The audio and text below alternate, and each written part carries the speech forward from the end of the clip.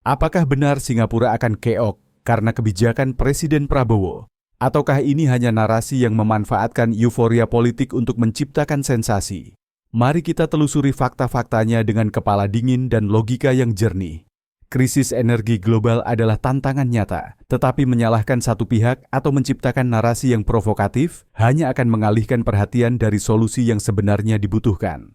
Krisis energi yang melanda dunia saat ini bukanlah masalah yang bisa disederhanakan menjadi siapa menang dan siapa kalah. Ini adalah tantangan kompleks yang memengaruhi banyak negara, termasuk Singapura dan Indonesia. Narasi yang menyebutkan bahwa perusahaan listrik di Singapura ambruk karena kebijakan Presiden Prabowo adalah klaim yang terlalu dipaksakan dan tidak didukung oleh data yang akurat.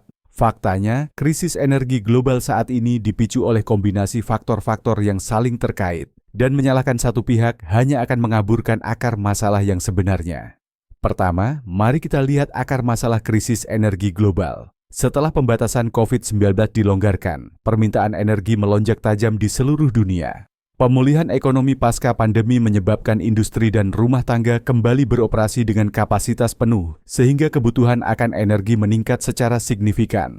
Namun, pasokan energi tidak bisa segera mengejar permintaan yang melonjak ini. Ditambah lagi, perang antara Ukraina dan Rusia telah mengganggu pasokan gas alam ke Eropa, yang merupakan salah satu sumber energi utama bagi banyak negara. Konflik ini menyebabkan harga gas alam global melambung, menciptakan tekanan besar pada negara-negara yang bergantung pada impor energi. Singapura, sebagai negara kecil dengan sumber daya alam terbatas, memang rentan terhadap fluktuasi harga energi global. Negara ini sangat bergantung pada impor gas alam untuk memenuhi kebutuhan energinya. Ketika harga gas alam melonjak di pasar global, biaya operasional perusahaan listrik di Singapura pun membengkak. Beberapa perusahaan listrik swasta di Singapura telah mengumumkan bahwa mereka tidak lagi mampu bertahan di tengah lonjakan harga energi ini. Namun, masalah yang dihadapi perusahaan-perusahaan ini lebih disebabkan oleh kenaikan biaya operasional akibat lonjakan harga gas alam, bukan karena intervensi kebijakan dari Indonesia atau Presiden Prabowo. Faktanya, Singapura telah lama mengimpor gas alam dari negara-negara seperti Malaysia, Indonesia, dan Australia. Jika ada gangguan dalam pasokan, itu lebih disebabkan oleh dinamika pasar global, bukan kebijakan domestik Indonesia. Menyalahkan Indonesia atau Presiden Prabowo atas krisis energi di Singapura adalah tindakan yang tidak adil dan tidak berdasar. Justru, Indonesia dan Singapura bisa bekerja sama untuk menciptakan solusi energi yang berkelanjutan, seperti impor listrik dari pembangkit energi terbarukan di Indonesia. Indonesia sendiri sedang berupaya meningkatkan ketahanan energi nasional dengan diversifikasi sumber energi, termasuk pengembangan energi terbarukan seperti tenaga surya, angin, dan hidrogen hijau. Kebijakan ini sejalan dengan tren global untuk mengurangi ketergantungan pada bahan bakar fosil. Presiden Prabowo, dalam kapasitasnya sebagai pemimpin Indonesia, telah menegaskan komitmennya untuk mendorong transisi energi yang berkelanjutan. Namun, transisi ini tidak bisa dilakukan dalam semalam. Dibutuhkan investasi besar, infrastruktur yang memadai, dan kebijakan yang mendukung agar energi terbarukan bisa menjadi solusi jangka panjang. Narasi yang menyudutkan satu pihak seringkali muncul untuk memanfaatkan euforia politik atau mencari popularitas. Dalam hal ini, klaim bahwa Presiden Prabowo mengambrukkan perusahaan listrik Singapura jelas tidak memiliki dasar faktual. Untuk memahami mengapa klaim ini salah, kita perlu melihat struktur industri listrik Singapura dan peran lembaga-lembaga kunci yang mengatur sektor energi di negara tersebut. Singapura memiliki sistem kelistrikan yang terstruktur dengan baik dan dikelola oleh beberapa lembaga yang memiliki peran spesifik. Dalam hal listrik, Energy Market Authority (IMA) adalah badan pemerintah yang mengawasi industri energi, termasuk regulasi, kebijakan, dan keamanan pasokan listrik. IMA memastikan bahwa pasokan listrik di Singapura tetap stabil, terjangkau, dan berkelanjutan. Industri listrik Singapura terdiri dari 3 komponen utama: pembangkit listrik, transmisi, dan distribusi. Pembangkit listrik di Singapura didominasi oleh gas alam, yang menyumbang sekitar 95% dari total produksi listrik negara tersebut. Perusahaan-perusahaan swasta seperti Senoko Energy, Tuas Power, dan WTL Power Seraya adalah pemain utama dalam sektor pembangkit listrik. Sementara itu, SP Group, anak perusahaan dari Temasek Holdings, bertanggung jawab atas transmisi dan distribusi listrik ke rumah tangga dan industri.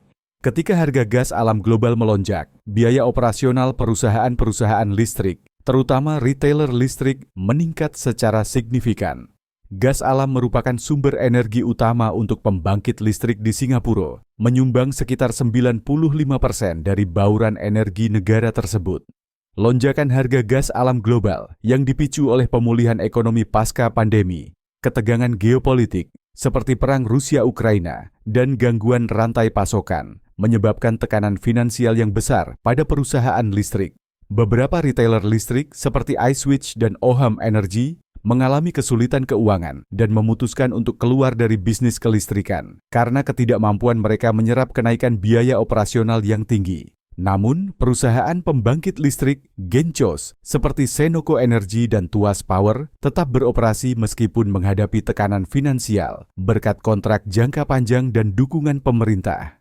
Pemerintah Singapura melalui Energy Market Authority (EMA) juga mengambil langkah-langkah untuk memastikan stabilitas pasokan listrik, seperti mengalihkan pelanggan dari retailer yang kolaps ke SP Group, penyedia listrik default, serta menerapkan kebijakan sementara seperti pembatasan harga dan bantuan keuangan untuk meredam dampak krisis. Namun, ini bukanlah hasil dari kebijakan atau tindakan Presiden Prabowo atau pemerintah Indonesia.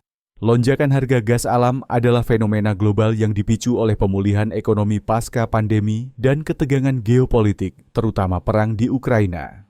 Selain itu, EMA memiliki mekanisme yang kuat untuk memastikan stabilitas pasokan listrik.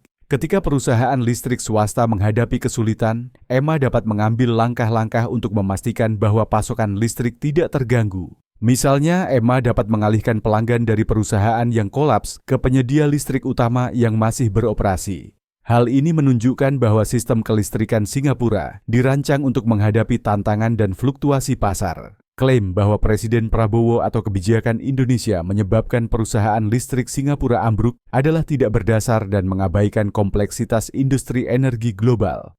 Singapura adalah negara yang sangat maju dalam hal manajemen energi dan memiliki sistem yang tangguh untuk menghadapi fluktuasi pasar. Menyalahkan Indonesia atau Presiden Prabowo hanya menunjukkan ketidaktahuan tentang struktur dan mekanisme industri listrik Singapura. Narasi seperti ini tidak hanya menyesatkan, tetapi juga berpotensi merusak hubungan baik antara Indonesia dan Singapura. Kedua negara memiliki hubungan bilateral yang kuat dan saling menguntungkan, terutama dalam bidang perdagangan dan investasi. Singapura adalah salah satu tetangga terdekat dan mitra yang sangat penting bagi Indonesia. Kita memiliki kerjasama yang baik secara bilateral dan juga dalam kerangka ASEAN.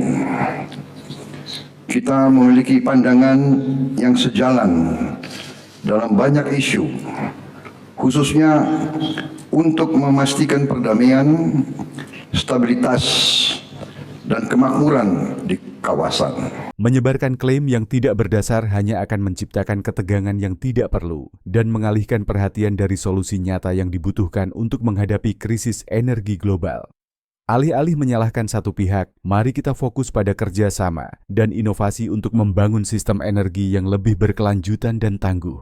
Singapura dan Indonesia memiliki potensi besar untuk bekerja sama dalam menghadapi tantangan energi global. Misalnya, Singapura bisa mengimpor listrik dari pembangkit energi terbarukan di Indonesia, seperti tenaga surya atau hidro. Langkah ini tidak hanya akan membantu Singapura mengurangi ketergantungannya pada gas alam, tetapi juga membuka peluang ekonomi baru bagi Indonesia. Dengan memahami struktur industri listrik Singapura dan peran lembaga-lembaga kunci seperti EMA dan SP Group, kita bisa melihat bahwa klaim tentang keoknya Singapura karena kebijakan Presiden Prabowo adalah tidak berdasar. Mari kita fokus pada kerjasama dan kolaborasi untuk menghadapi tantangan energi global bersama-sama.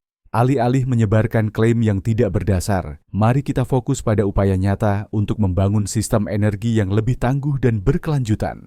Indonesia dan Singapura bisa memperkuat kerjasama di bidang energi, seperti mengembangkan proyek energi terbarukan bersama atau meningkatkan interkoneksi listrik antar negara. Misalnya, Singapura bisa mengimpor listrik dari pembangkit energi terbarukan di Indonesia, seperti tenaga surya atau hidro.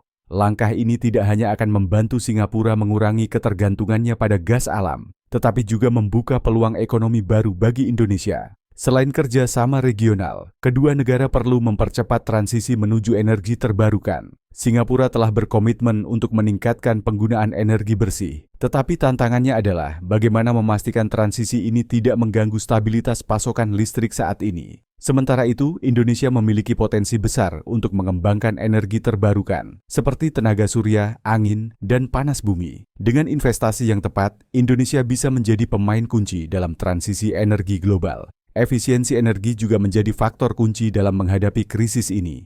Masyarakat dan industri di kedua negara harus didorong untuk mengadopsi praktik-praktik hemat energi, seperti penggunaan peralatan efisien dan manajemen permintaan listrik. Pemerintah bisa memberikan insentif bagi penggunaan peralatan hemat energi atau menerapkan tarif listrik yang lebih fleksibel untuk mengendalikan permintaan di jam-jam sibuk. Krisis energi global adalah tantangan bersama yang membutuhkan solusi kolektif, bukan narasi yang memecah belah. Alih-alih menyebarkan klaim yang tidak berdasar, mari kita fokus pada upaya nyata untuk membangun sistem energi yang lebih tangguh dan berkelanjutan. Indonesia dan Singapura memiliki potensi besar untuk bekerja sama dalam menghadapi tantangan ini. Bukankah lebih baik kita bersatu untuk mencari solusi, daripada terpecah oleh narasi yang tidak produktif? Bagaimana pendapat Anda tentang krisis energi global dan solusi yang mungkin dilakukan? Mari kita diskusikan dengan kepala dingin dan semangat kolaborasi.